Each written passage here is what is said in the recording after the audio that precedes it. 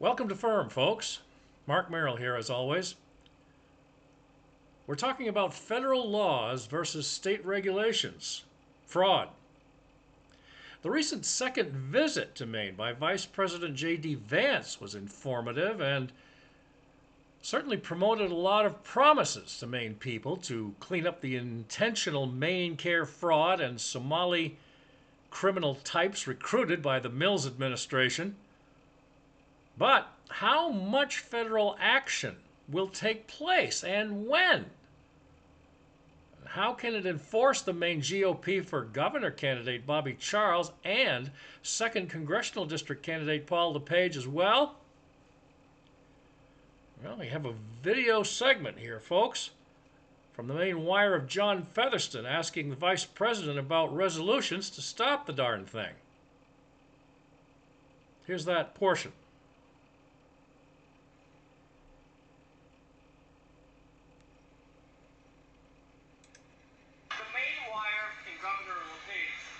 Fighting fraud for many years here in Maine, and I had the pleasure recently of traveling with Dr. Oz. And I told Dr. Oz that I would follow up with even you. Mainers want to see people held accountable. It's the number one thing that I get. What can you do to tell Mainers that accountability is coming? Well, I appreciate that question. The question was, how do we ensure accountability for the people who committed fraud? And I do know that the Maine Wire and Paul LePage and really everybody who is a patriot in this community has been on top of the fraud issue, frankly, well before I was. Paul LePage has been the biggest advocate in state or federal government anywhere in the state of Maine at protecting your tax dollars and protecting these programs. It's one of the reasons why we get Paul LePage to Congress. I need the help, ladies and gentlemen. You got to send Paul the help. Number one is when somebody commits fraud, they've got to go to prison and learn how to prosecute.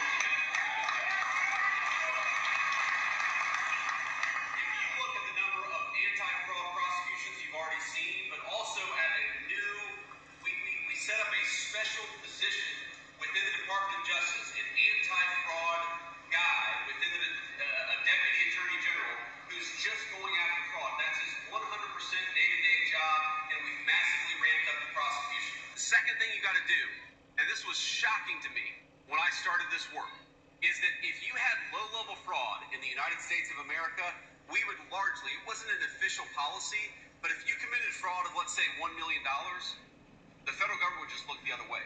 So what we've done is we've said, no fraud is too small. If you are defrauding the American taxpayer, we're going to do everything that we can to put you in prison and send a message to the other fraudsters, the gig is up, commit fraud against America and go to jail. The Maine Wire. That is pretty much it right there, folks. That segment, very well done by John Fetherston and the editing over at the Maine Wire staff as well. So that is that presentation. And hopefully, things can change really quick. I mean, we're coming to the end of August and going into September. Labor Day weekend, of course, they call it the official end of summer, but we kind of disagree here at Firm. The warm weather keeps up. That's fine with us, and I'm sure everybody else in the state of Maine as well and around the country. But as we move on, ladies and gentlemen, we have another segment. Now, all Maine citizens, we want you to know, ladies and gentlemen, as you see the pictures here of John Fetherston and, of course, the Vice President J-D Vance, there's an additional segment, as we said, with the man on the street supreme, right there, John Fetherston. And he was on recently before going up to Bangor, Brewer area, to attend the speech by Vice President Vance. It was asked by the host, of course, the WVOM radio up there, Rick Tyler,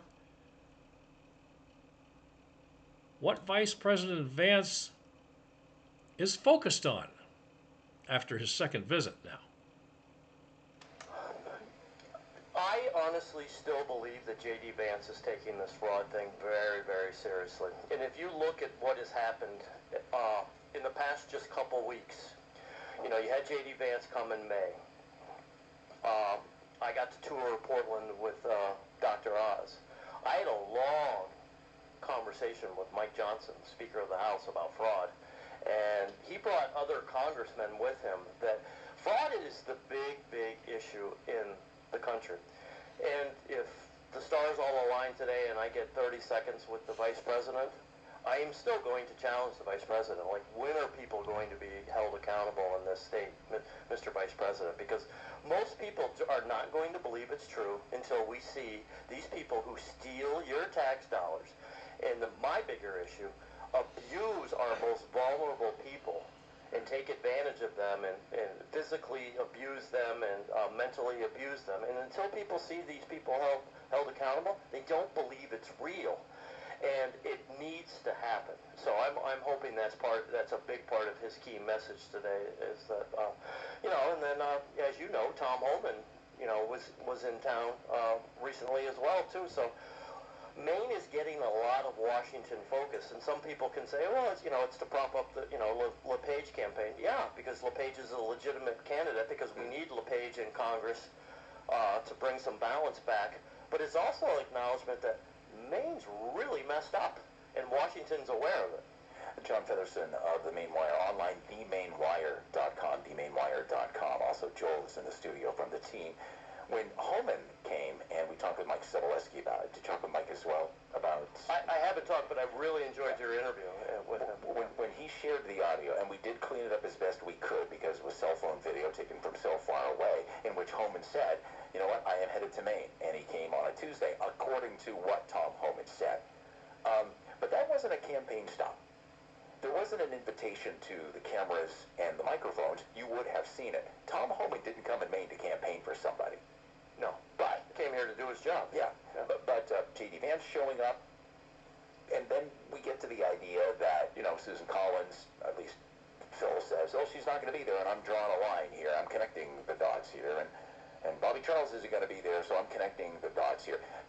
In your opinion, going back to a former influence a few minutes ago, does Republican candidates not choosing to or not scheduled to or failing to appear, I don't know, with the Vice President of the United States, does that betray a distancing between that candidate and the Trump administration? In reality, no, but optics matter. And it would be my opinion that it would be nice to see both of them there today, supporting the brand, supporting, the cause. During COVID, we're all in this together, but we're all in this together, and, party unity is important, and I'll say this, Rick, Governor Janet Mills should be there today, in my opinion, as well. I mean, you might not agree with the president or the vice president, but they're the president and the vice president, and this is your state, and you represent the people of Maine, and a lot of people in that room, you represent. So you should be there as well to shake a hand and, do a photo op, and I'm pretty sure she's not going to be there either, and that's disappointing to me. Janet Mills showing up with the Vice President of the United States, who previously came and highlighted the fraud. Hang on a second, let me play for you something. At the start of every show, we do what's called the agenda. We pull some sound cuts. Let us play for you the one that previewed the Vice President's appearance today, and this comes from the anchor desk, I believe, of WABI TV5. Number 2. The Vice President will be making his way to Compotech in Brewer, according to the VP's office. Vance made a stop in Bangor in May to discuss what he called fraud in Maine. What he called fraud in Maine. Now that we have the document from the Mills administration, after you brought Oz here, or Oz came and you hosted him, after we saw what I said was an admission of guilt, look at everything we've done to crack down on this. Why are we still calling it alleged fraud? Why are we still calling it what he says to be fraud? When are we going to just to admit to it and call it what it is, taxpayer theft fraud? Well, Nora Hogan finally, taking a closer look, she kind of stumbled on and said, hey, wait a minute, what's this fraud thing? But because they still get their marching orders from the Mills administration. I mean, you saw the video last week when Amy Sussman and Bobby Nichols went to the governor's office, and I'm the guy behind the camera. And I say to Ben Goodman, "Can you give me 30 seconds?" And Ben Goodman's like, "No, thanks for stopping by, John. Thanks for stopping." So even the governor's spokesperson doesn't want to talk about fraud because, Rick, if they talk about it, they own it. Well, I think the document the Mills administration sent out saying, look at all the actions we've taken, was an admission of guilt. And so now, if Janet Mills were in some other world in this cinematic universe, showed up with J.D. Vance, and he utters the topic, it's another admission of guilt. Isn't it, folks? Pathetic is what it is. We're not playing games anymore, ladies and gentlemen. People's lives are at stake. Elderly, children, grandchildren, possibly great-grandchildren. Billions of dollars that Janet Mills decided that she was just going to shove down our throats. Nothing we can do about it? Bullcrap. It's time for change, and it better happen. Or there's going to be a lot of anarchy.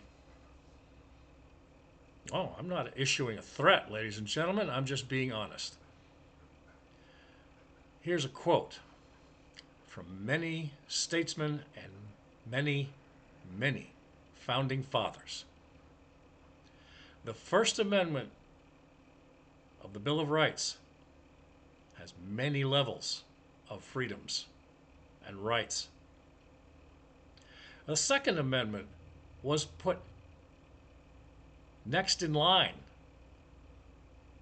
to support the First Amendment, no matter what.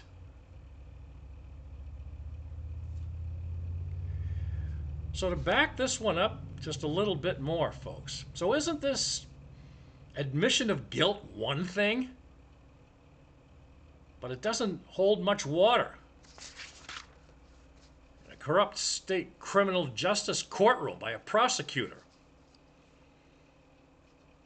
We the people, firm and all law-abiding Americans and here at home, we must, folks, elect the candidates that will restore and reinforce our republic and avoid further damage to our entire country and precious rural states like ours for future generations.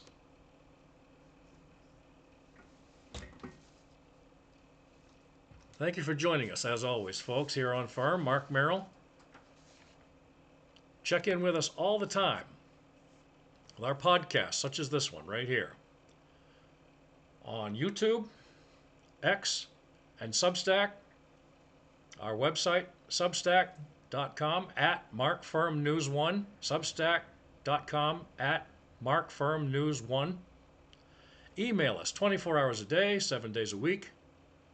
fairnessinreportingmedia@gmail.com, fairnessinreportingmedia@gmail.com. Have a safe rest of your summer, ladies and gentlemen. Peace to all.